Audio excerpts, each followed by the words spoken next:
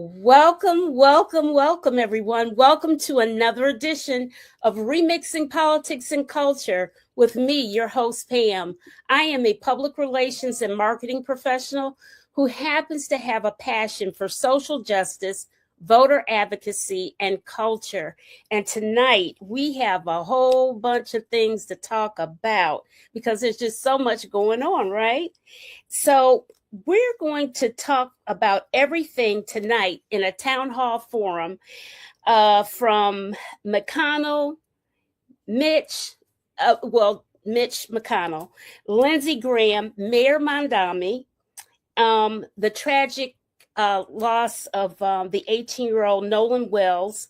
And we're going to talk about politics in general. We'll get into a whole bunch of things. So we just want you guys to participate with us because this is an open and free-forming discussion. All right. So let me introduce my panelists for this evening. I have first up, I have Gary Carter Green. He is an Emmy-winning television producer. He has a political platform of his own at youcan'tbeatblue.com that supports Democrats running for office across the country. And Gary also is a very accomplished artist. You've got to see his artwork. You got to see his artwork. It's phenomenal. Welcome back to the show, Gary, and he resides in beautiful Oregon. Correct. Thank you, Pam. That was such a sweet thing to say. Let me return the compliment. I love your new title sequence. I'd not seen that before. It is slick. It's polished. I played right before we start. It looked really good. Yes. Okay. All right. And next up, we have Renee Shaw. Renee is a political activist and strategist and a former political candidate in the big old state of Texas. She is a doula. She specializes in maternal care of marginalized women. Renee is also a mom of 7-year-old triplets. And how many grown children do you have, Renee? I have 4 grown children. And 4 grown children. 8-year-old triplets now. The 8-year-old triplets. Girl, I can't keep their ages straight. I know. And she resides in New York with her triplets, okay? Welcome back to the show, Renee. Hey, thank you, Pam, for having me. Hello, everyone. Hi, Gary. Yes. Hello, Gwen. Okay, and next up, I have Jeff Wimbush. Jeff is an award-winning writer, reporter, and essayist who has worked and contributed to numerous mainstream, alternative, and Black media platforms. Jeff resides in the Midwestern state of Ohio. Welcome back to the show, Jeff. Thank you so much, Pam, and thank you to the rest of the panelists, Gary, Gwen, triplets, and more respect for you, sister. All right. And next up, I have... Okay, here he is. There he is. And next up, I have Les Blackburn. Les is a native of Detroit, Michigan, my hometown. He's a retired firefighter of Detroit and is currently a contractor doing numerous home improvement projects. Les is a proud graduate of North Carolina A&T University. He has to put that in there because he likes North Carolina, I think. Welcome back. All right. Welcome back to the show, Les. Thanks. Glad to be here. You know, it seems so funny because when you contacted me yesterday, I had just been thinking about you earlier in the day. And going to reach out to you, but great minds think alike, I guess. That's right. That's right. I wouldn't believe that. Okay.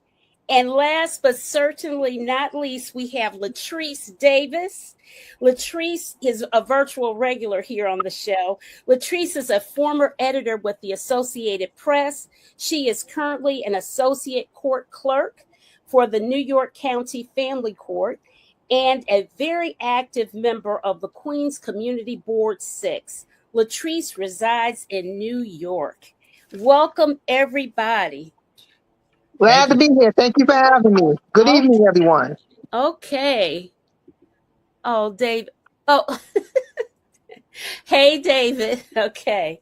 All right, guys. So first up, we're going to talk about our friend McConnell.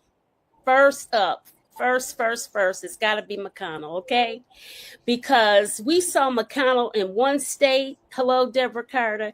We saw McConnell in one state. I'm going to play that video for you.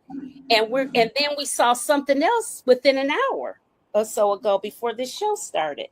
So let's get into that. Okay. Oh, that's the wrong one.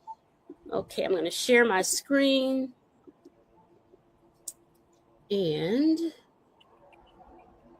okay. All right. Can you see it? Yes. Okay. Disney Plus. Oh, God. The best in entertainment. Okay. You're stuck with an awful boss, just like I was. You are the queen of cat. You fall within your grasp.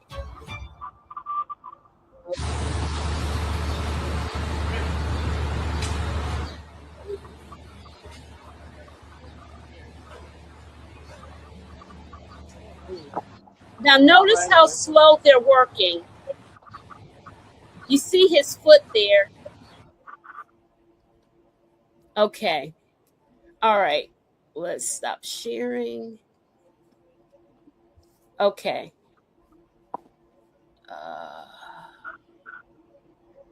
All right, guys. So that was just a brief snippet of him being loaded onto the ambulance stretcher. Now, any of you know, we all have seen McConnell in his very frail health condition. He's what, 84 years old.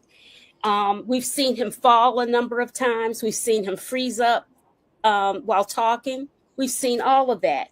And yet we're supposed to believe that after they get a call to his home of an unconscious person, 84 years old and frail health, that after doing CPR, if he were still really viable, normally you would be rushing to get out of there. Am I right? Or help me out. Jeff, would you be rushing to get out of there? Or would you be taking your time? Normally, I've had 911 calls placed and had the paramedics come to my home for an incident or something. And I know I want them to get there in a hurry and prioritize my health and get me to a hospital if I need to go there. That I don't see any sense of urgency in that video. Right. Now, there are various reasons for that. Maybe it wasn't that serious. Maybe it got worse when he got to the hospital. We don't know. We're trying to put a puzzle piece together, and we don't have all the pieces, and we're doing it in the dark. But that said, I'm gonna give some props to Mitch McConnell. I think Mitch McConnell is maybe the second most powerful Senate Majority Leader in my lifetime. The first one being Lyndon Baines Johnson before he became president of the United States. But the problem with Mitch McConnell being so powerful is that most of the things he's done have been bad for this country, bad for Black people specifically. I believe he's a racist. I believe he defers to power. And I also believe that he's closer to death than he is to life. And I know there are political considerations at play as to why his condition is so mysterious. We're getting statements, we're getting people talking about him, these 20-minute chats that seem so weird, that it all tends to believe that from the left or the right and in the middle, something does not pass the smell test. Is Mitch McConnell dead or alive? I can't say. But I know this. I do know for certainty we are not getting the full story about what's happening with him in this point in time. Yeah, absolutely. Gary, I see you. I see you want to say something. Go ahead. Noticed one of your commenters mentioned that McConnell released a picture of himself and his wife. We're going to show that next. Yeah, but I think I believe that in the statement he's saying he's already out of the hospital and he's in rehab. And of course, anytime they try to convince us that somebody in the hospital is totally fine, they really go overboard with look how happy he is, look how rosy his cheeks are, look at the lighting, and none of that happy, rosy cheeks smiling. None of that's going to work on Mitch McConnell. And it looks like the fakest thing you've ever seen in your life. Because when have you ever seen Mitch McConnell smiling and looking happy and content? He's like a Stepford senator in this picture. It looks like, I mean, it's going to convince more people that he's not all right than it's going to convince people that he's doing well. So I'm with Jeff. There's certainly more going on here. And I would be surprised if Mitch McConnell makes it through the end of his term in November. Yeah. If I may say, I think Mitch McConnell is close. If he's not dead, he's closer to death than he is to life.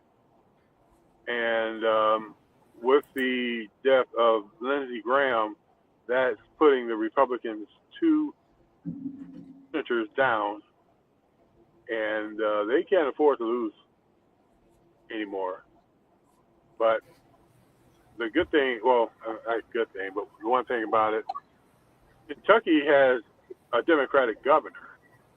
And if Mitch McConnell, if and when he does make his transition, it's incumbent upon the governor to appoint someone to fill out his term.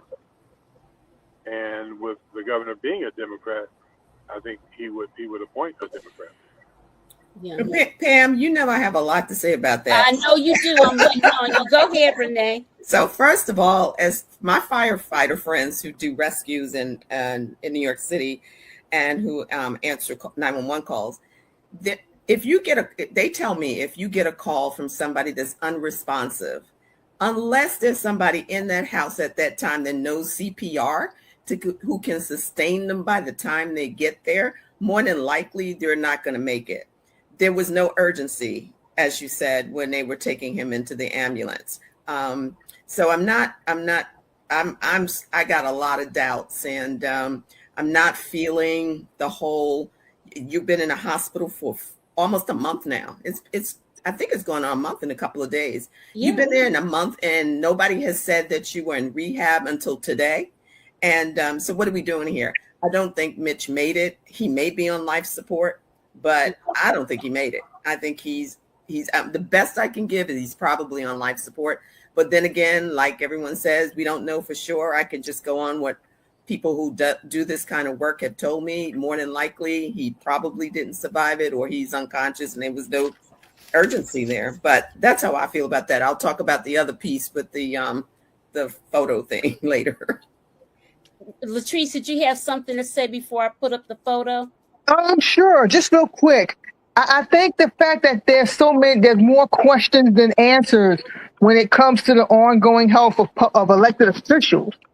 It's just yet another red flag in our democracy. In New Jersey, Congressman Tom Keene Jr. was away for 4 months with no real explanation. He just returned, and he's going to run for re-election later on this summer. He's up for re-election this year. He's going to run. And yet, okay, so where were you for the past 3-4 months? It's like we haven't really gotten an answer. No, legacy media dropped the ball in pressing for an answer. Because if nothing else, I think his constituents should know. Not necessarily myself or anyone else sitting on this panel here tonight, but at the very least, Tom Keene Jr.'s constituents deserve to know why he was not working for the last 3 to 4 months. And you're seeing this play out now with McConnell. As far as Lindsey Graham, again, his passing raises questions, like the fact that it happened so suddenly. But I do want to say real quick, in regards to Graham, this is why you should care about your legacy. The fact that most people do not have anything kind to say about him, especially as we're going to get into that. Especially as he transitioned or morphed from a moderate to basically a sellout, to put it kindly. I think this is why you should care about your legacy. And I think this is what happens when elected officials stay in office for too long. They get so intoxicated with power, they don't know how to let go. They don't take proteges under their wings to train them for when that day comes, because they're not going to be in office forever. Right. But that's pretty much my thoughts on that subject. Right. Cameron, if I can add just real quick, I want to follow up on something Les said. I just want to make clear that the governor of Kentucky is a Democrat, Andy Beshear, but the state legislature is Republican, and they passed a law a few years ago that took the choice away from the governor to appoint the replacement for McConnell. If McConnell were to step aside or to die while in office, and it's declared that he's dead, the Republicans would submit to the governor their choice of three candidates, all Republicans you could respect, all moderates you could respect, to replace him, and then there would have to be a sort of a runoff or a special election to replace him. There is a variable though that if he is not declared dead before, I believe, August the 3rd or 4th, August 3rd, yeah, the seat would remain empty until such time as the general election appoints McConnell's successor. There is a brother named Charles Booker who is running for as Democrat for to replace McConnell, but there's a better funded Republican who has millions in the bank opposed to Booker's thousands, who is probably more likely. This seat is probably more likely than not to stay a Republican seat, no matter what happens to McConnell. But there are reasons why the Republicans and McConnell's crew are not declaring that he is dead or brain dead, or he will not be able to return to Congress. Wow, it's a mess. I'm going to show that picture that the legacy media is showing, and as we all know, AI is pretty incredible, guys. That's all I'm going to say, and we're going to discuss it. We're going to look at it and see what we think. Okay.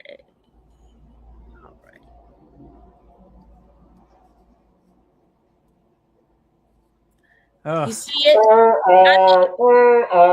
He's got a button up. He's sitting up nice and neat. I want to know when his wife got back from China, though. That's what's really interesting. And why is he in a hospital gown? He's got on jeans and everything. I see that, but why isn't he in a hospital gown? He's not in a hospital gown. Where is his right hand? What's his right hand doing? It's down the rail. It's right there. There's his hand. Nothing about the picture looks real to me. Yeah, it's rare that the only time I remember seeing Mitch McConnell smiling is when they were asking him about taking away Obama's choice for what's our boy's name? To replace Scalia. No, for Supreme Court took away. To replace Scalia when Scalia died. Merrick Garland. Merrick Garland. I remember him chuckling then. That's the last time I really remember him smiling. It was always over something that he's done. But I saw him smiling when he was reading a book about Kristi Noem shooting her dog. That gave him a big smile. You should have seen that. I got four words from that. Public enemy. Don't believe the hype. Yeah, he's got a little newspaper there. His wife. Oh, the newspaper is supposed to be a sign of that it's from today, right? Like that's what they do with hostages, right? They make them hold up a paper to prove they're still alive. This is what maybe they're forcing him to stay alive. Maybe like his body is ready to go, and the Republicans are just like pumping him full of drugs and stuff to keep him alive and awake, so they can just prop him up. Well, first of all, can anyone see the date on that? I mean, I can't. I can't see the date. And who holds a newspaper like that? I'm just saying. Well, it's just laying on the railing, and his hand is just. I don't know. This might be all AI, guys. It is AI. We've all seen those type of chairs in a hospital. Yes. You put the patient in where he sits, but does his back like he's leaning back against the pillows? Does her right hand like it's going any place? Does that hand on the paper? Nothing about this looks real, especially Mitch McConnell's expression. Yeah, and where is the rest of her hand actually? Why would she have it directly behind his arm? That was another thing that caught my eye. Look at her left hand. Where's her left hand? It's weird, like in there in the cut, like sort of.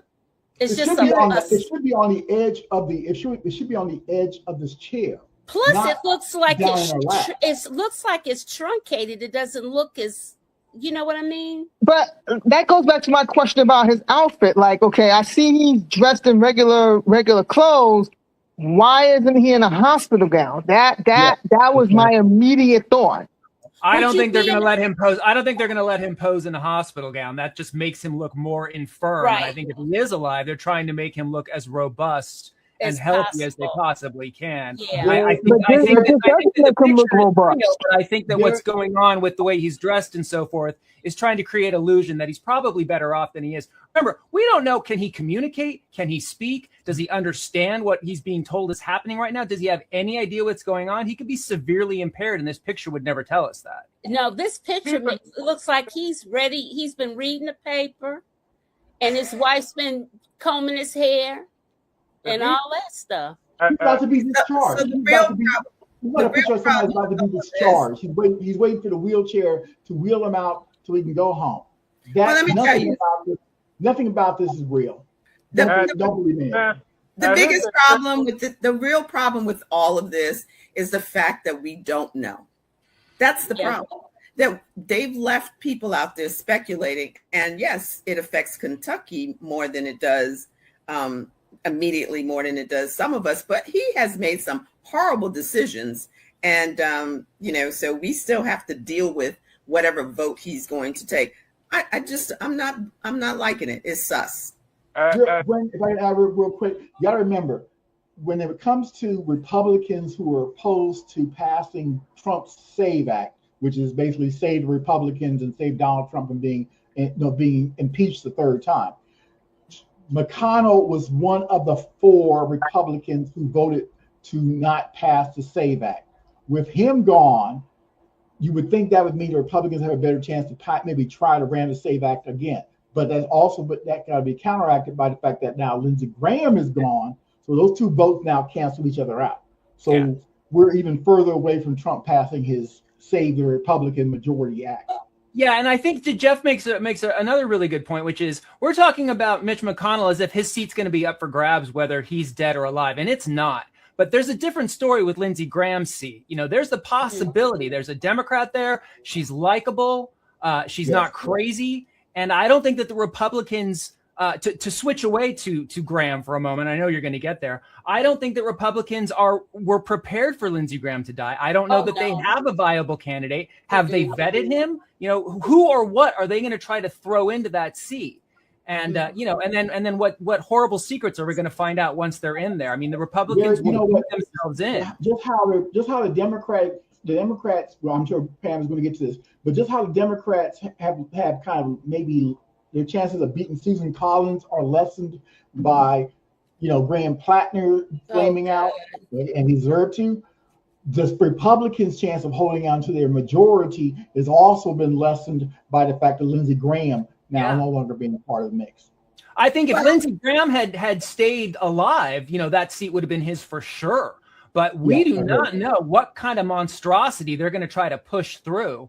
And, it's possible that this Democrat, if she catches a wave, I mean, she has an opportunity right now. People should check her out. Dr. Annie Andrews. She's a pediatrician. She's a professor. Fabulous. She's smart. And this is an opportunity for her to really grab the spotlight a little bit and say, hey, I'm still in this race. And if you are concerned about affordability and you're concerned about keeping this tyrant in office with his hands tied behind his back, you might want to take a look at me. If she catches a wave, she could be the next senator there. I don't know what the infrastructure is for Democrats in South Carolina, or even if they have one. I guess we're about to find out.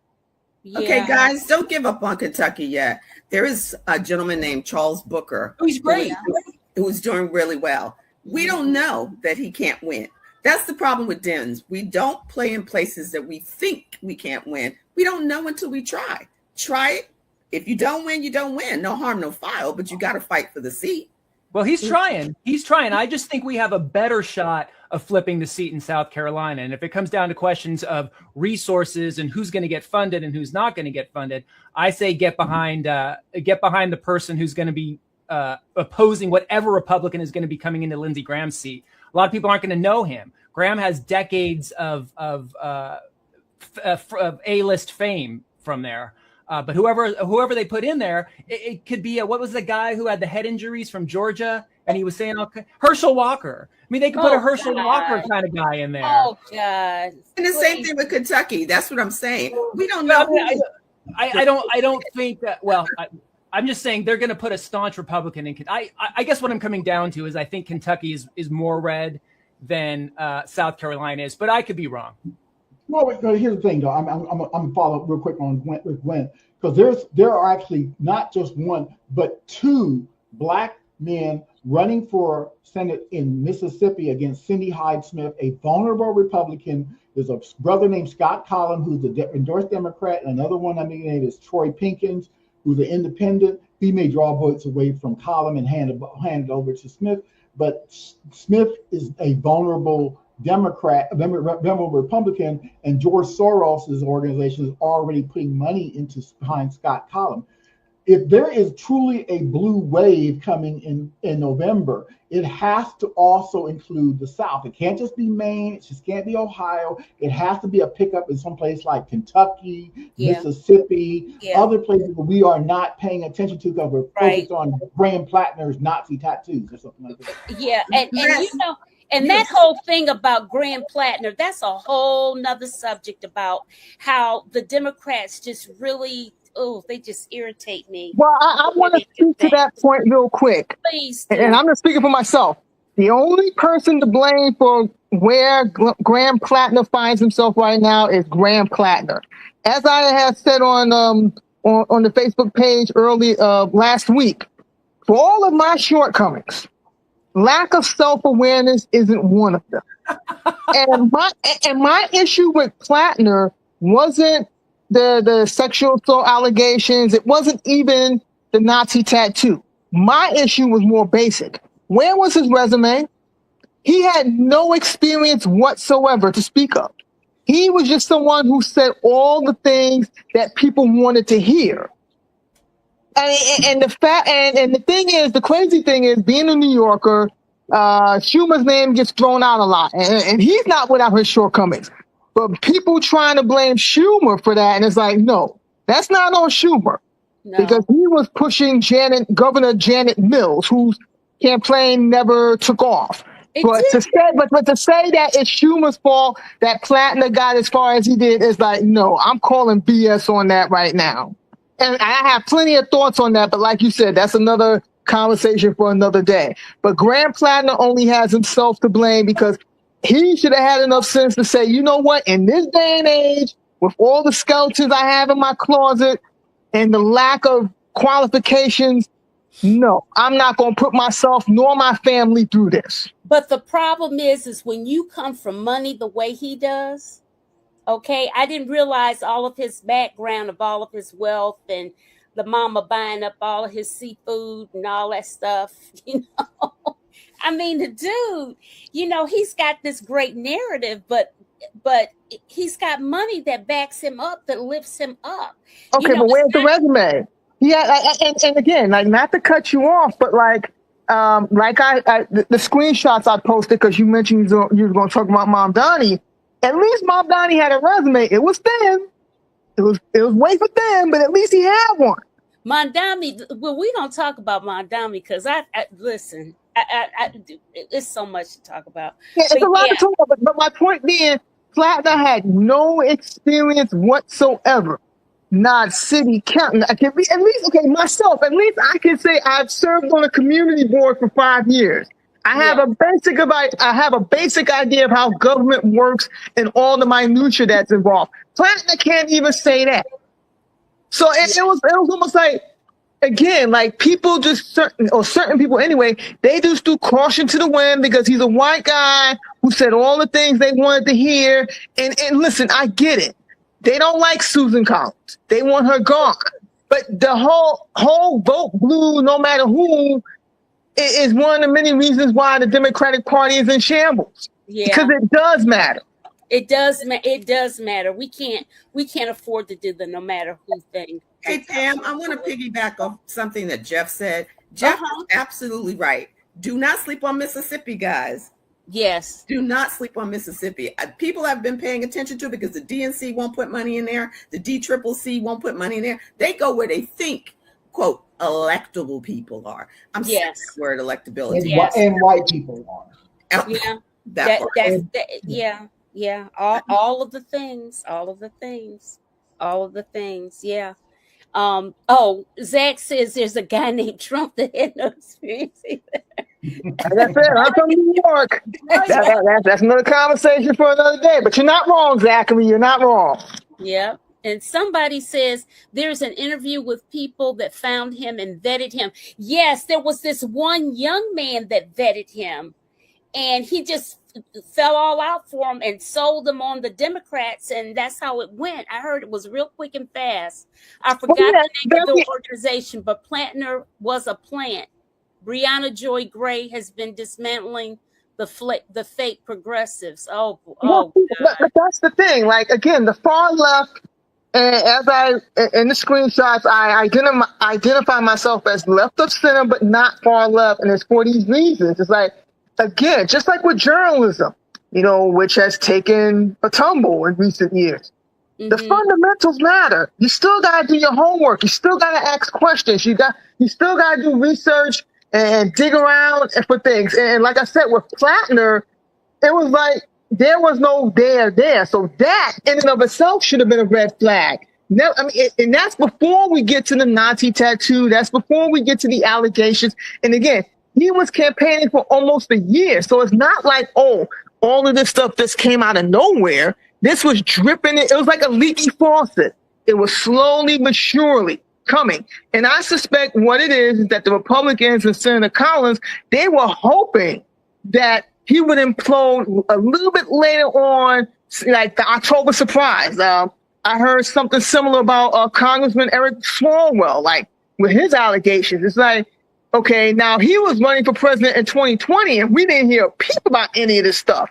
And yet, and I'm not going to get into whether or not a woman should come forward. That's not my cross to bear. But again, it was like, given how long he was in Congress, and, it was just like, with Plattner, there was nothing there. Okay. And so the idea that he got as far as he did, to me, is extremely troubling. But it's not on Schumer. That I am not going to put on Schumer. Okay. There's a quote by the poet Audre Lorde that says, "The master's tool will never dismantle the master's house."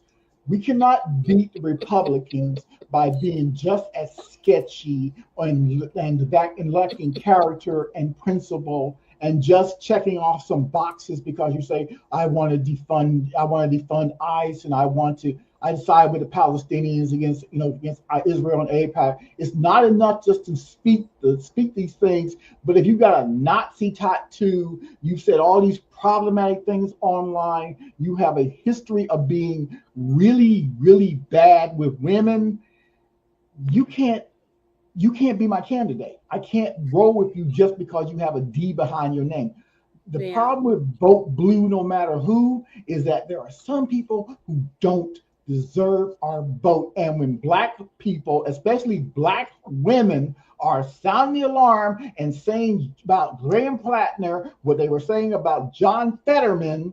Oh, now see, I missed the John Fetterman. Don't get me on we that. have to listen and pay attention to what the sisters are saying because, hey, they see what's happening, they tell us what's happening, and we ignore them at our own peril. But here's the thing, Jeff. If you look at the population of Maine, it's predominantly white. So what Black people, never mind Black women, was sounding the alarm about Plattner early on? We didn't know him. I mean, we sounded the alarm later, but I mean, again, just speaking for myself, I've never set foot in the state. That's why if you were to go through my social media history, I never said a word about him because I don't know anything about him. But what I do know is, yes, we have, as a community, we had our questions about him and we had our doubts, but I cannot say that we were the first to sound the alarm because again, we're not in the trenches like that. Gary, Gary, did you know anything about him? And AOC and Mondani and Democratic Socialists of America, I think that they are valuable, and I probably more aligned with them on certain issues than I do with Chuck Schumer and the Democratic establishment. But the fact is, this was a check. They got checked on this one. They got to take this L. I've already publicly apologized to my moderate Democratic friends for not so much running money to Mondani, to a Plattner, which I did not, but for saying, let the voters of Maine decide. Well, they decided, and guess what? They chose poorly. Yeah. When you say, well, just real quick, when you said they got, who's got to take the L? They The do. GOP or the Democrat? The progressive left. Democrats. Okay, thank you. Okay, I just wanted to right. Gary, what do you think about this? What do you think? What did you think about the Maine situation? You being way out there in Oregon. Maine and Oregon have more in common in terms of population than you might think. There's a lot of trees in both of these states. Yes. A lot of quiet areas, shall we say. Listen, you both have cities named Portland.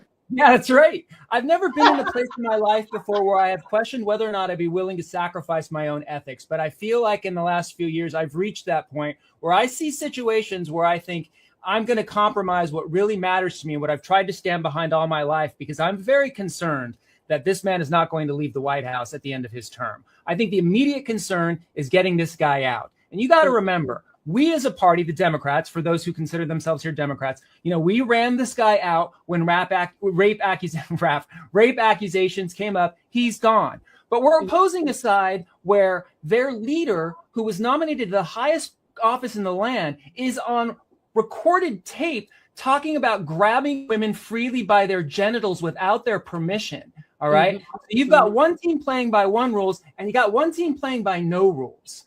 And I don't have to worry about voting in Maine, but I want control of the Senate. And I think it is crucial to the survival of this country for white people, black people, and everybody else.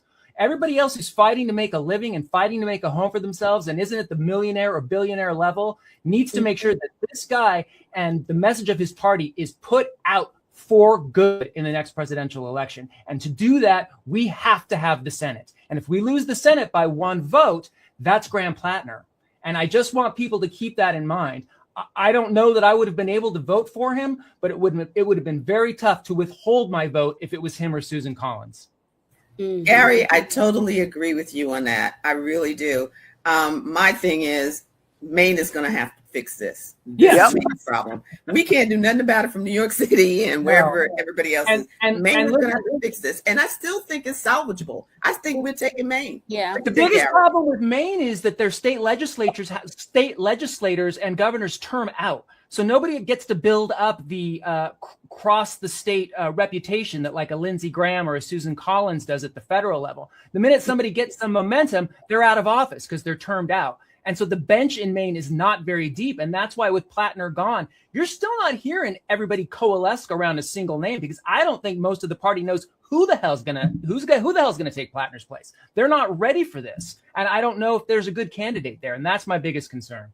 Susan Collins is a powerhouse. She's got 30 years of being in that seat. She's got an infrastructure that cannot be beaten. It's going to be very tough with some newbie.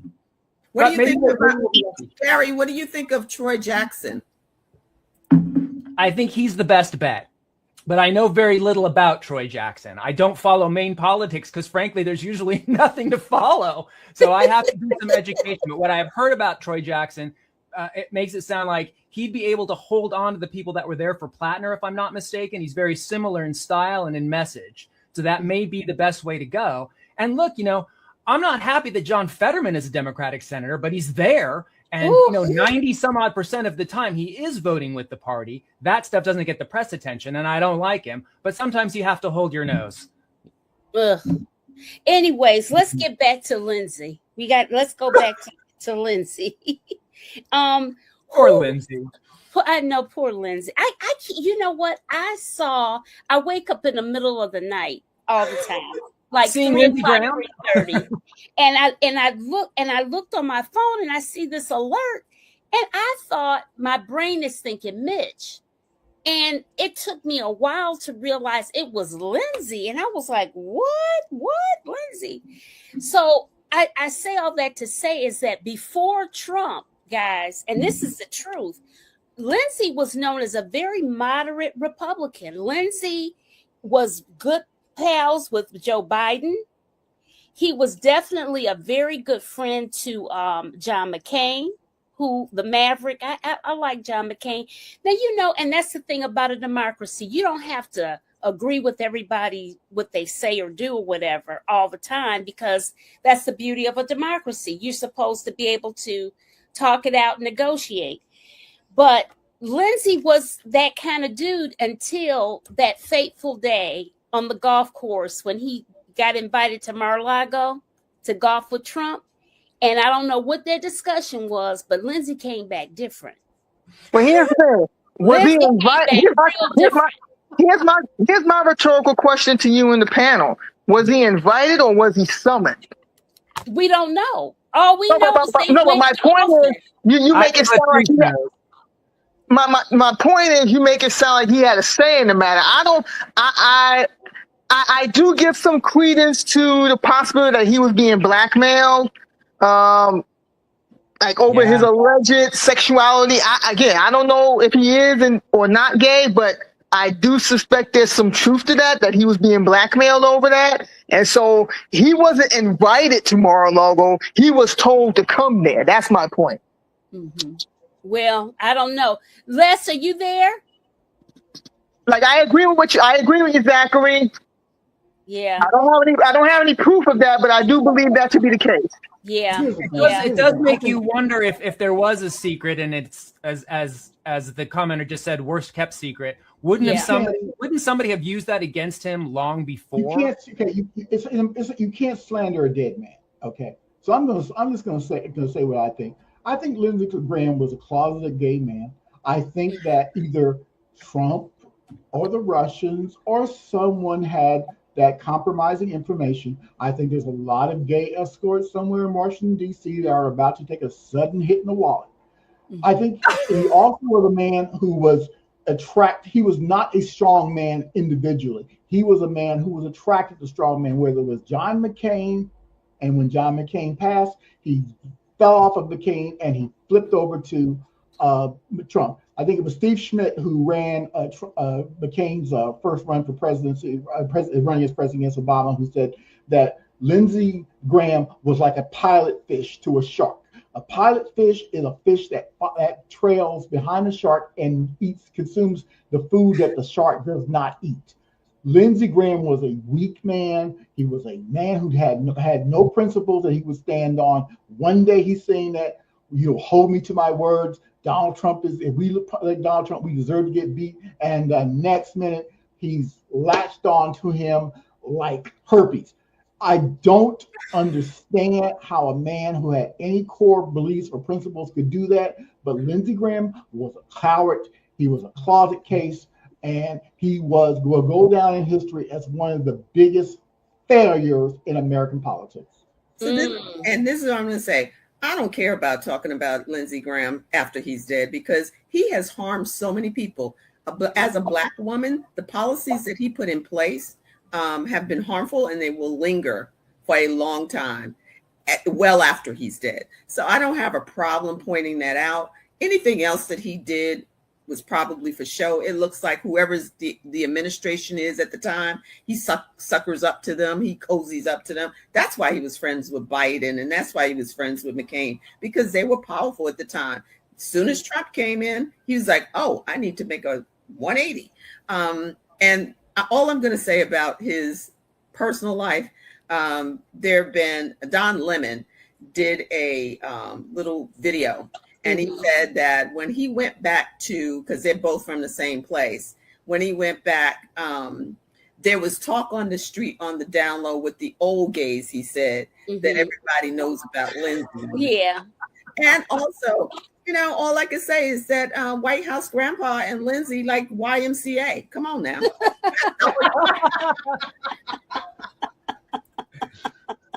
I have something I want to share with everybody. I thought it was one of the best pieces I'd seen on Lindsey. Let's see. Oh boy, let me see. Is this it? No. I got so much stuff here. While you're searching, Pam, I want to talk about the fact that here it is. Ukraine before he came back. I found it. Okay.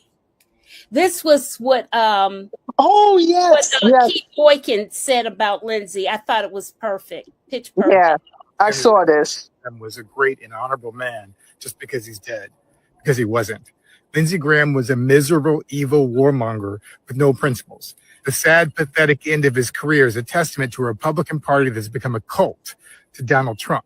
I don't care what anybody says from the Republican Party. I'm not going to take any lectures from them after they support a president who virtually spit on the graves of John McCain, Robert Mueller, and Rob Reiner. What made Lindsey Graham so horrible is that he knew better. He was close friends with Republican Senator John McCain, the man Trump attacked in life and kept attacking after he died in 2018. And then he snuggled up to Trump like a puppy dog, begging for a bone from his owner. What kind of man befriends the enemy of his deceased best friend? Trump gave out Lindsey Graham's personal cell phone number to the world, and Lindsey laughed it off like the beta male that he always was. What I hate about Lindsey Graham is that he knew exactly who Trump was from the beginning. He called Trump a race-baiting, xenophobic, religious bigot. He said he's unfit for office and said that he doesn't have the temperament or judgment to control himself. Graham said that Trump would be the most flawed nominee in the history of the Republican Party. And after all that, he became Trump's lapdog. Yes, he briefly broke with Trump after the January 6th insurrection and said, "Count me out. Enough is enough." But the very next day, he was cozying up to Trump again. And just here, Graham said that Trump is my favorite president. And why? We're killing all the right people. And that's who Lindsey Graham was, a man who got a hard-on for war, Afghanistan, Iraq, Venezuela, Cuba, Iran. It didn't matter for Lindsey. I go back to South Carolina. I'm asking them to send their sons and daughters over to the Mideast. Graham recently told Israel, why is it okay for America to drop 2 nuclear bombs on Hiroshima and Nagasaki? To Israel, do whatever you have to do. I don't care if Lindsey Graham was gay and spent his whole life in the closet. That's a struggle his conscience had to deal with and take to his grave. I do care that he spent his entire career supporting a party that tried to hurt LGBTQ people. And that's the problem. It's the constant lies and hypocrisy from Graham and the Republican Party. When President Obama nominated a Supreme Court justice in 2016, Graham made up a new rule that we can't fill a vacancy in the last year of a president's term. But then when Ruth Bader Ginsburg died in the last few months of Trump's first term, Graham changed the rule and pushed Amy Coney Barrett onto the Supreme Court 1 week before Election Day. And you could use my words against me and you'd be absolutely right. He did the same thing on abortion. First, he said they should decide the issue of abortion. Then a few months later, he supported a national abortion ban because this is not a states' rights issue. Today's Republicans have no principles but power. If they will sell their souls to Trump, they'll sell their souls to the next highest bidder as well. But now that Lindsey Graham is dead and Mitch McConnell may be next, it's time for us to put a stop once and for all to the mad cult of Donald Trump. He told no lies. I saw that post earlier today, and that was my only thought. He told no lies. Yeah. I mean, Graham's legacy, if you can call it that, isn't something to be proud of. History is not going to be kind to him. History is not going to be kind to Mitch McConnell. And Obama talked about that in his book, A Promised Land, when he was saying how, Trump, Giuliani, those guys, it's one thing to like have political disagreements, but what really boggled Obama's mind was they're going out saying these things and, enacting these policies and doing these things, and they know better. They know better. Yeah. Zachary says, I don't think anyone in Trump's cabinet who knew what Trump was before and kissed the ring for power should be ineligible for future office. They should be in jail, but that's just me. They need to hurry up and be in jail. That's just. I think Les is having a hard time with his staying online. But anyways, I guess because it's 130 degrees in Detroit, isn't it? Isn't he doing the heat killing you there? He had a heat issue in his home, and he was in his car, so I don't know what's going on. But well, that doesn't bode well for me. It's supposed to be a heat wave in New York later on this week. Yeah, everybody's having a heat wave. Keith Boykin is a good brother. You've probably seen him on CNN and part of the Abby Phillips panel. I was contribute to a publication he ran at one time, and he tells no lies here about Lindsey Graham.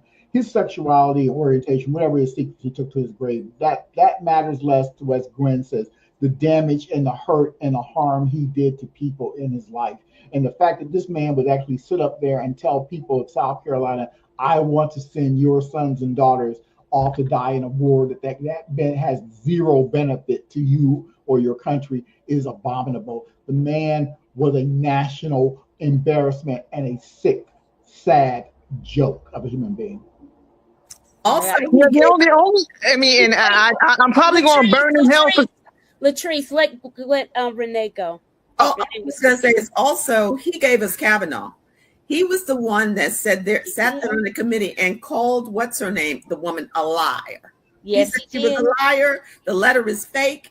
Why are y'all believing this? And he was the one to help get that fake FBI investigation on whether or not that letter was truthful or not. It was all a sham. And that was Lindsay's doing. And that's why Donald Trump, White House grandpa, likes him. That's why. I think your nickname for Trump is just much too kind. White House grandpa he's not deserving of that. White House grandpa, he's adulterating, shit in his pants, don't know where he is, suffering from dementia, think he don't remember what day from the next what year it is. He's living in the 80s. Come on now. He's a doddering old dirty old White House grandpa. I ain't talking about everybody else's grandpa, but that's what he is. And the reason why I say it is because he does not like people to call him old. He will call him Diaper Don and leave it at that. old, but he don't like it. So Diaper Don, you saying, Jeff? Yeah, Diaper Don. Yeah, I like Diaper Don. I like it too. Oh dear, I hate we've lost Les for right now. Hopefully he'll return. All I was gonna say is like career-wise, professionally speaking, I'm back in working in family court after 8.5 years, and I started my career in family court. And whenever I interacted with litigants, well, not with litigants, but I would just talk with my family and friends about the job and whatnot. And I would always say to people that, marriage and parenthood isn't for everybody. Just because you can doesn't mean you should. And the one good thing that Lindsey Graham did was he did not procreate. And that's a very good statement. And on that statement, we're going to switch over to subjects, and we are going to talk about, drum roll, Mondami. I'm going to put up on the screen this piece on Mondami. Let's see if this is it. Nope, that's not it. That's another one. It's this one. Okay. This one doesn't have any vocals or anything, but this is what I say about Mondami on social media. All he does is win. That's what I see right now. 1 million in customer payouts from a company run by a dictatorial CEO. Yeah, he won a $1.7 million extra space storage for deceiving customers. His administration has recovered over $4 million from 5 exploitive companies since Monday. He's just winning. He's winning all the time. What you got to say about your mayor? Yeah, I got a lot to say. That's why I shared those screenshots. I'm going to say this. The short answer. I said Renee. Well, I think Latrice is going to have a lot more than I got to say. All I can say is I love my man. I don't care what Mondani has done. He's proven that all those years with the governors and the mayors that they had, they were gaslighting us. Mm-hmm. They were lying. They said that, we can't get this done because of that. If we raise taxes on the rich, they're going to leave New York City. I'm still waiting for them rich people to get the hell on out of here.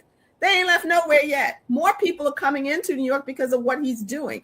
This man has gotten done most of the things he promised in 6 months that some people have done in 2 or 3 terms. So I don't care what else you got to say about him. That man is walking that damn wall. Child care. He just got a whole new thing about the fastest buses in any city. He's getting that done. The only thing, Renee, Hey, Latrice, let her speak. I'm gonna let her speak, but I just know the only thing I would say he hasn't gotten done yet is free buses, and that's because of the state legislature, and that he's going to have 2 years to figure that out. But I'll say this too: maybe he has not tackled racial issues or discrimination issues, but nobody else has either. Give the man some damn time. He's only been here 7 months. Why are you going to lay all that on his shoulder? He balanced a budget that was left to him by the last mayor. Come on now. Give the man some. Y'all putting nobody else is doing anything. He's gotten more done, but everybody want to talk about, well, he ain't got that done. He ain't got that done. Well, none of them have gotten any of the I'm getting ready to say a bad word. You can go ahead and say it. This is shit that he's gotten done in 30, 40 years. Now come at me if you like. That's all. Challenge accepted. Okay, Latrice, what you got to say? My short answer is I don't think Mamdani's the Antichrist, but I don't think he's a savior either. I've always said that, like in the screenshots, and I stand, which I wrote last year and I stand on now, he made a lot, and I do mean a lot. He made a lot of campaign promises, some of which have been fulfilled, some which have not been. But my issue, months, Latrice. no. Let me finish. My issue is not with him personally, but I think the people in his inner circle, and especially his supporters, I think they're propping him up to be something he isn't. I'm going to give you a perfect example. So, okay, Rikers is set to close next year. Now, if he wants to take credit for that, that's fine. I don't have an issue with that because technically that is going to happen on his watch. But the closing of Rikers has been in works for 5 to 10 years. That preceded him. That preceded him before he got into the state assembly. So to credit him and him alone with that, I think is kind of disingenuous. Another example would be the child care. Yes, he campaigned on child care and he's got that done, but he did not do it alone.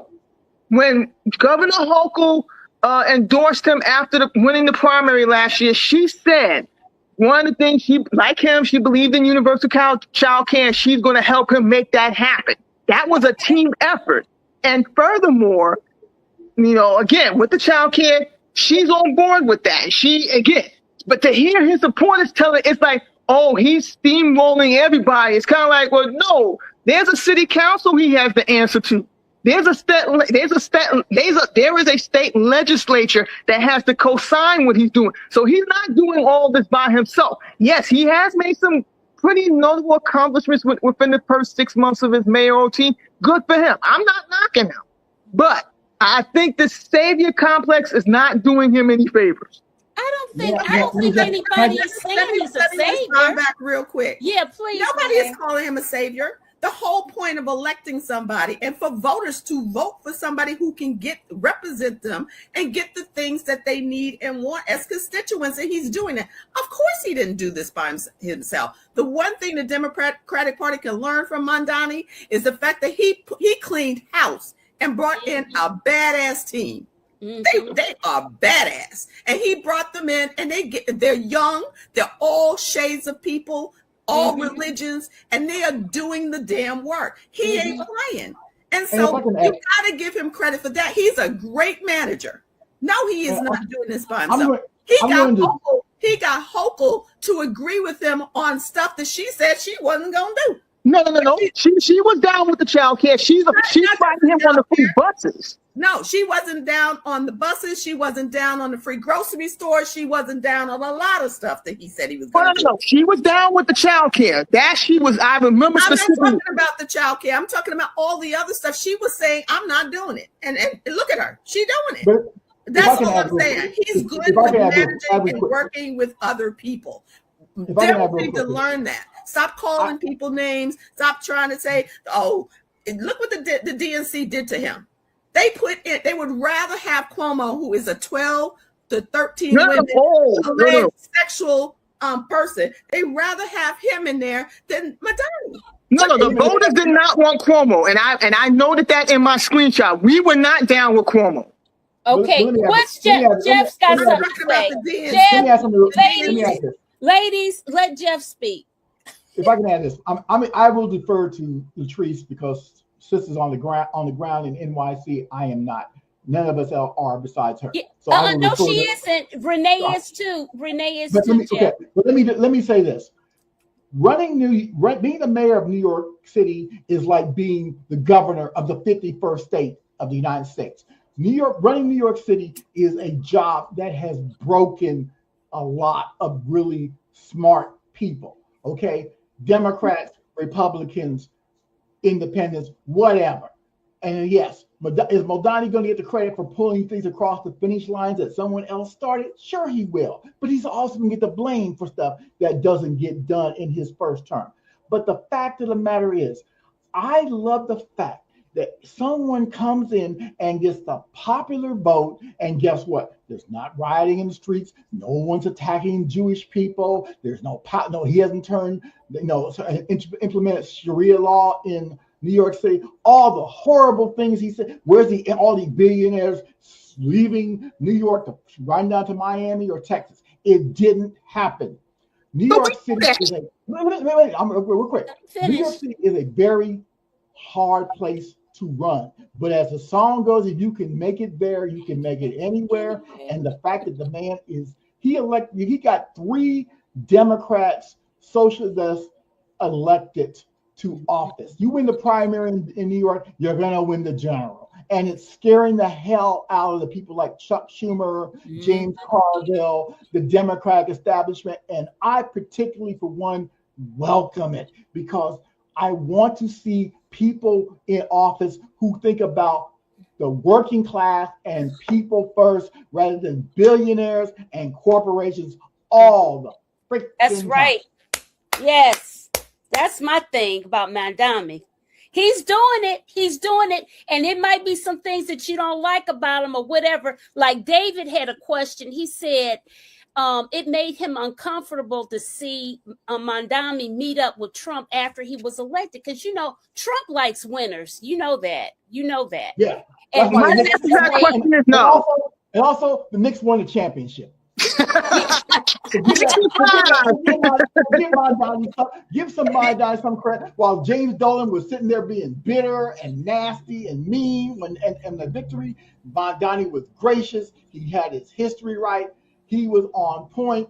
He smoked James Dolan like a sausage. And I'm here for it. And I'm going to say, and Mondani, the thing is, he went and he met up with White House Grandpa, and he lived. He came back. Well, yeah, like you said, the answer to your question, David, is no. You should not be concerned. Like Mamdani's going to govern from City Hall and do what he needs to do throughout his term, and Trump is going to be Trump. So, but no, you should not be concerned. Because, here's the thing. I just want to make this quick point. When you heard people talking about, it's sort of like, 20-something years ago when Bush was in the White House and people talking about how if Bush wins, they're going to leave the country and move to Canada, and they didn't go anywhere. When I heard, millionaires and billionaires saying that, I thought the same thing. They're not going anywhere. The city's going to be fine no matter who's in the hot seat. But people were not rocking with Cuomo. I just want to make that very clear. We weren't rocking with Cuomo. We weren't rocking with Adams. So, Well, what I'm saying is the DNC. I said DNC. I said not about the voters. The DNC had backed Cuomo. They would rather have seen Cuomo in office than Mondani. They did everything. They did all they could. Definitely would have. No, I agree with that point. But the thing is, as you know, Renee, there was a reason for that. Again, I'm not saying it's right, because I personally didn't care for Cuomo either. But my theory on why they threw their support behind Cuomo is because they wanted to distance themselves from Adams, and they figured, Cuomo was governor for a decade. Before that, he was attorney general. Before that, he was in the Clinton administration. Again, it wasn't a smart move, and it blew up in their face big time. But that's my theory as to why they supported Cuomo as opposed to Mamdani, which was a dumb thing to do. Gary, do you have anything to say from Portland, Oregon? Your observations from way out west, what's happened way out east? Well, as far as meeting President Trump, I wasn't thrilled with it either. But go meet the guy you just won, then go do some stuff, accomplish some things, get a lion's share of support from your city, and then tell Trump to F off. It would not be the smart move right when you win to turn down a meeting with the president of the United States. Right. So I get that.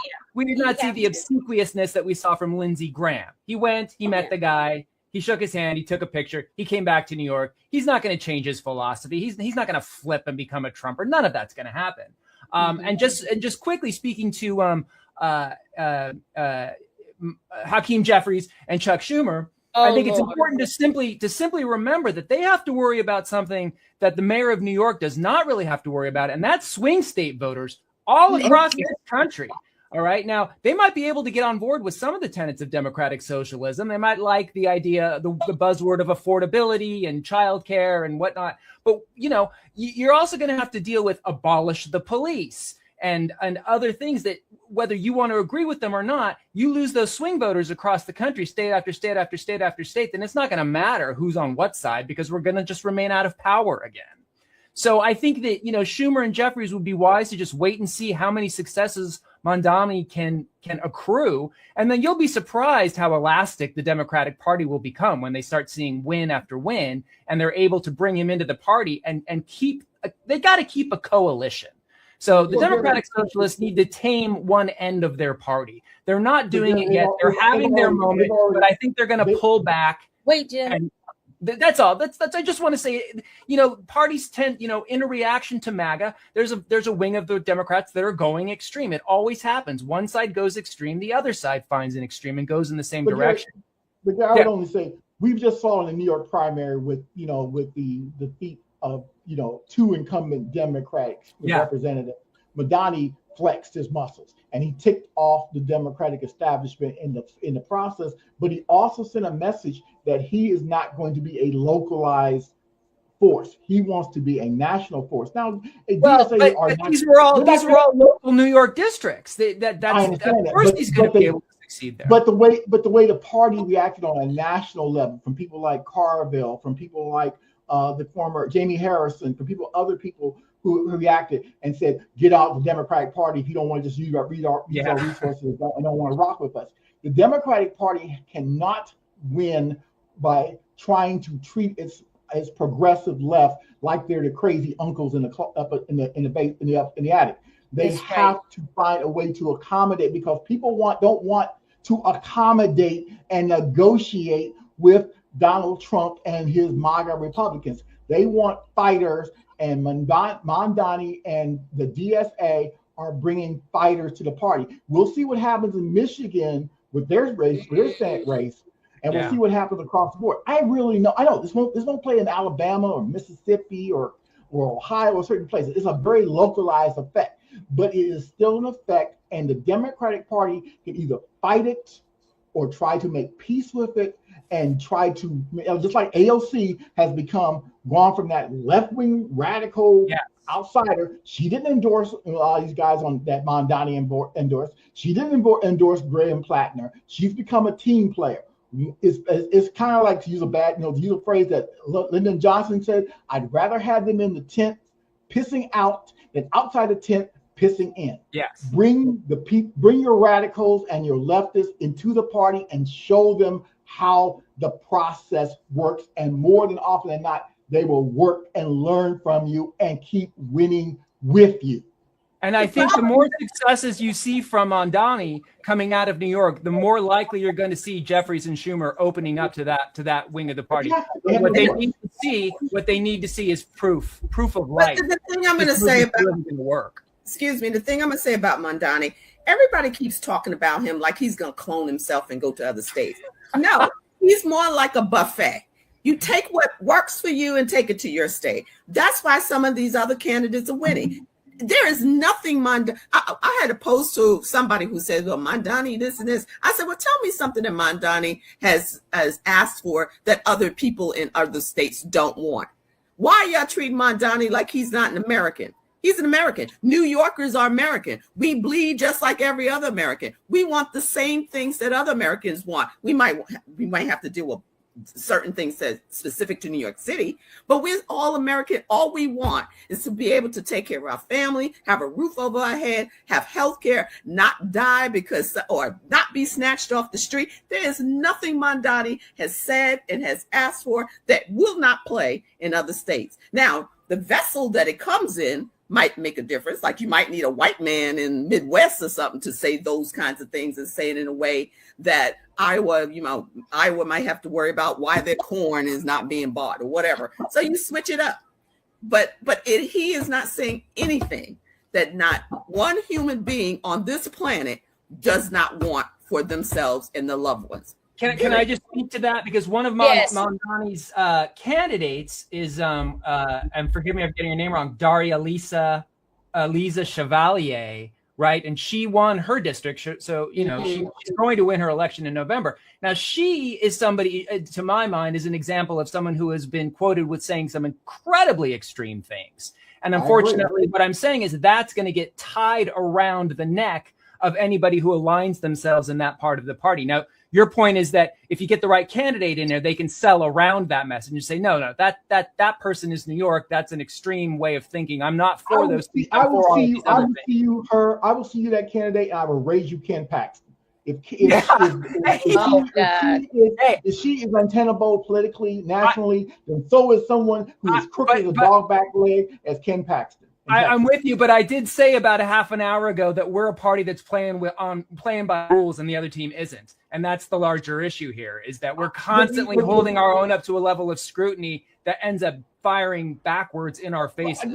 Okay, I accept, Gary, that Democrats hold their candidates to a standard that Republicans didn't. If Brian Plattner was a conservative Republican, he'd still be the nominee for Senate. But the fact of the matter is, but when the Democrats throw aside their principles and they just pick somebody because they articulate the right positions and they have the right amount of money behind them and the right amount of white liberals, and I'm gonna say white progressive liberals, the Bernie Sanders bros, and if you ever see the guy who ran a $6,000 background check on Plattner that took about 10 days to run and missed everything, just to say, hey, we don't care. He's articulating the right positions. When Democrats sell themselves out and disregard all the flashing red lights about Graham Plattner saying, hey, we just want to beat Susan Collins. We don't care how flawed the candidate is. Hey, maybe a Nazi tattoo is a disqualifying thing in every case. I don't care what your politics are. Gary, I want to say this. I'm a Democrat. I've always been a Democrat. So don't get me wrong. But what I don't like about labels is that we buy into what the Republicans decide to label us. Yeah, we do all the time. And we own it and we take it on. Why are we playing in their damn backyard? Play in ours. Democratic Socialist is just a title. Yeah. Listen to the policies. I mean, hey, I won't argue with you on any of that, but I'll remind you, we don't have a swing voter here among us, and the swing voter is going to think very differently than what you're saying. I'm not talking about how I feel personally, certainly. I'm talking about when it comes to the day that everyone casts their vote, who they're going to cast that vote for. I'm not so sure because I'm going to go, and I'll say this as the last thing. I just want to remind everybody, I want Trump out. I think it is the most immediate pressing issue, and it must be done because he will not leave. He will not go away gracefully. And if he has to leave the office, he will find a way to still puppeteer that office. My concern is just hamstringing him for the next 2 years and weakening him as much as possible. But I'm with you on everything you're saying. Yeah, but Chevalier, people voted for her. They voted for her. So they wanted her. It's all about her. And I understand that. I'm simply saying she herself has apologized for some of the extreme things that she has tweeted. So I'm not talking out of school here. Well, I just have a quick question, Gary. I'm with you on wanting Trump out of the White House, but exactly who's replacing him? Because I have zero faith in J.D. Vance. And then after Vance comes Mike Johnson. I don't want him in power either. And then down the line we go. I don't think a day goes by that Donald Trump isn't thinking about how to hang on past the next term. That's my number one concern. I don't see J.D. Vance as a strong contender. I don't see Marco Rubio as a strong contender. They're weak. They don't do what Trump does. You know, they can't electrify people the way he seems to be able to do. It doesn't work with me, but it works with a lot of people. I'm simply but again, like you mentioned Rubio, he's the Secretary of State. Mafia, and he is not going to leave. And if we do not have control of the Senate, we're going to probably control the House. But with Senate power, we can really weaken him over the next 2 years. And let me tell you something, we are going to have to spend 2 years to weaken him. Because if he leaves office, and I think he's going to try to stay, but if he leaves office and he's still alive, he is still controlling a huge section of America with his thinking and his Truth Social and his communication. And, the only way that we're going to be able to topple him is if we do it through legal means in the Senate and the House by controlling both of those. How we get there, I don't care. Gary, have you seen White House Grandpa lately? That man ain't gonna make it to through sanely for the next 2 years. Are you kidding me? Evil lives forever. Evil. Well, I'm gonna say I think we also need to concern ourselves with non-state actors like Steve Bannon. I think a lot of things are getting lost in this conversation here. Like, again, the issue's bigger than Trump. Like, okay, when I woke up this morning and heard about Senator Graham, it's like, okay, but like, okay, if I go to bed tonight and wake up Monday morning and hear that Trump is there, guess what? We still have a problem. Well, here's the thing. For a long time, I hear what you're saying, Gary. I hear what you're saying, Latrice. But you know what? I never used to say Dick Cheney's name without saying evil Dick Cheney. Okay, the man who dragged us into a war against Iraq. And guess where Dick Cheney is? He ain't here. All right. One day Donald Trump will be gone. One day Mitch McConnell will be gone. One day, well, Lindsey Graham is gone. Evil does not live forever. Every bad man and woman on this earth, from Jeffrey Epstein, Adolf Hitler, to John Wayne Gacy, and everyone in between, they all have an expiration date, just like you, me, and everyone else we know. So we can despair and be afraid of that Donald Trump won't leave. But if Donald Trump won't leave, we put his ass out. Okay, but it's not Donald Trump. It's history is telling me that Donald Trump won't leave. The second January 6th will not be MAGA marching on Washington. It will be the left, the independents, and the people who love Americans, including Republicans and conservatives, who say you have no right to be there, and we are taking you out. Yeah. I hope you're right. And I of course was speaking. I was speaking hyperbolically when I said Trump will live forever. I just meant those SOBs tend to make it to like 100 or 101, and they're still kicking, and they never go. And you're like, come on. The damage that Donald Trump and Project 2025 has done to this country will not be reversed by whoever wins the next election. We can have a Democratic president, a Democratic Senate, a Democratic House, and it will take years to unscrew how screwed up this country has been in the short time they've been there, and we still got 2 more years to go. But the fact of the matter is, that's not a reason to despair. That's a reason to get hyped. Every one of us knows someone who didn't vote in 2024, who we need to get vote in 2026 and 2028, and we need to get that person mobilized and radicalized or whatever it is, and formed to do the right thing. I want a peaceful transition of power in 2026 and 2028. But if it doesn't happen that way because they cheated and they tried to steal elections, we cannot leave out the possibility, just as they have done, we might have to do the same. Jeff, my post today about Lindsey Graham dying was everybody catches a toe tag. That's the problem.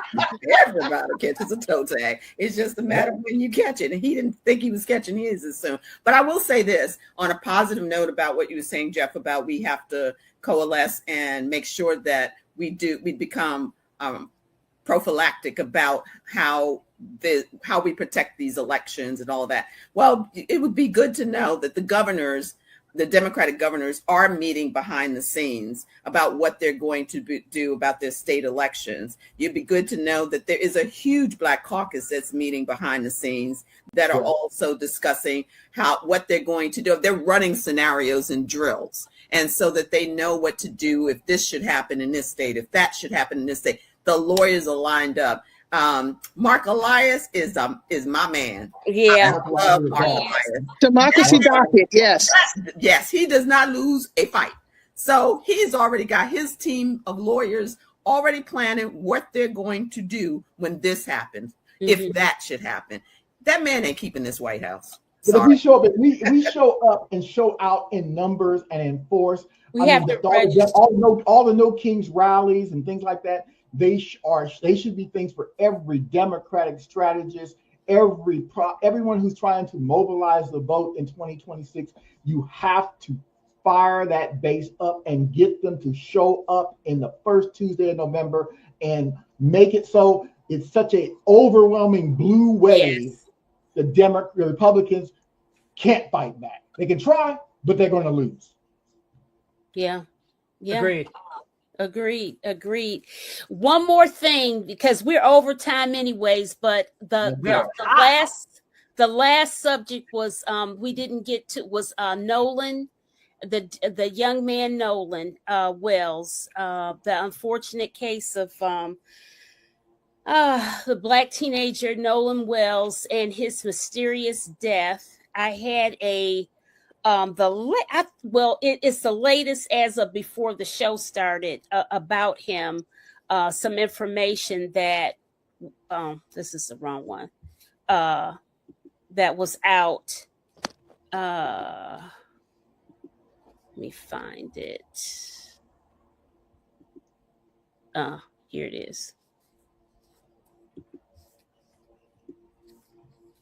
Look how well behaved we can be when we want to be. Oops.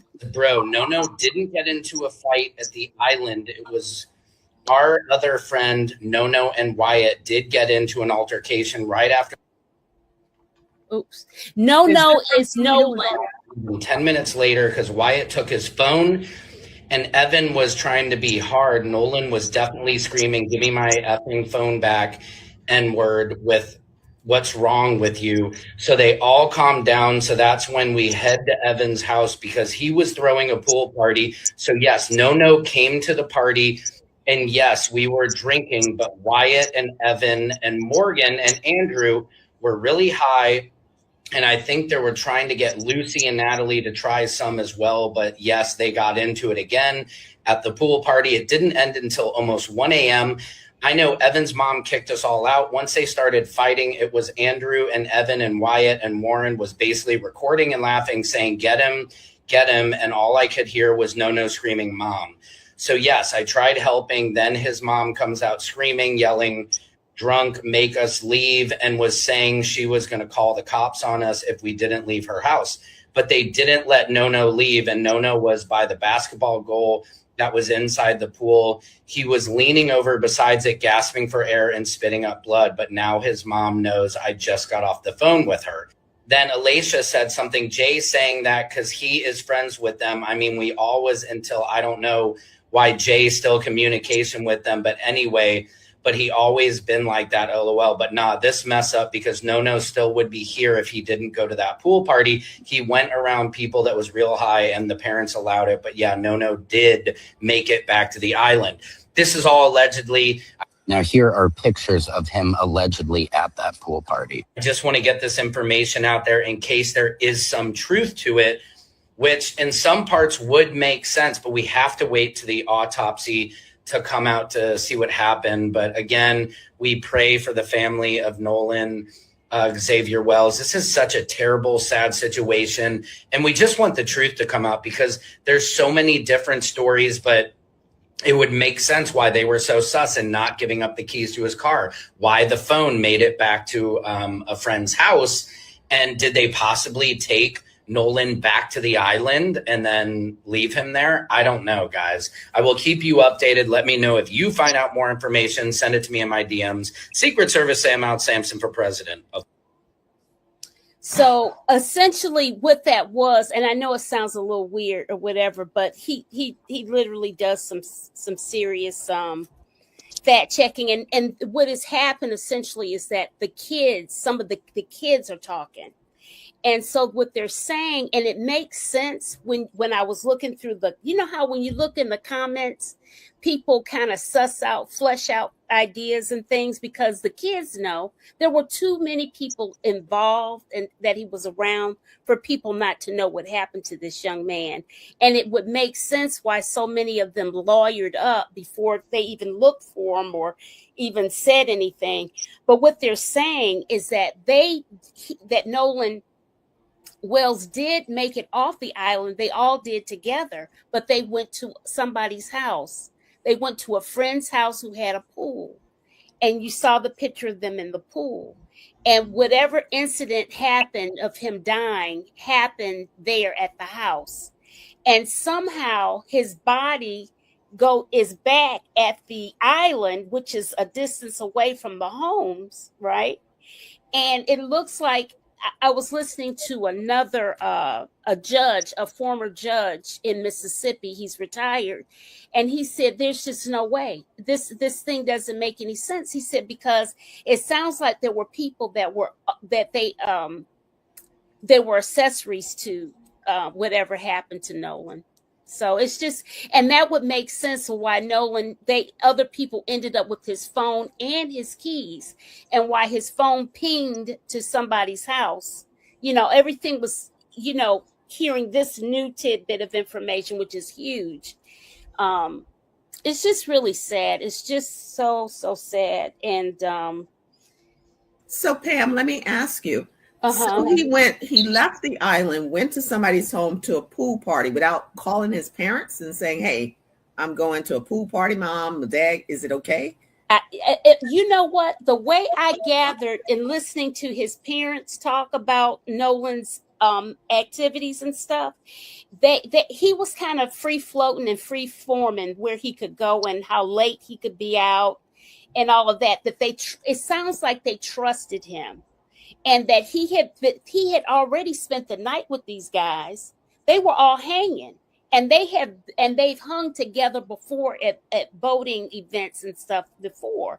So it was she felt he was a good kid and she trusted him.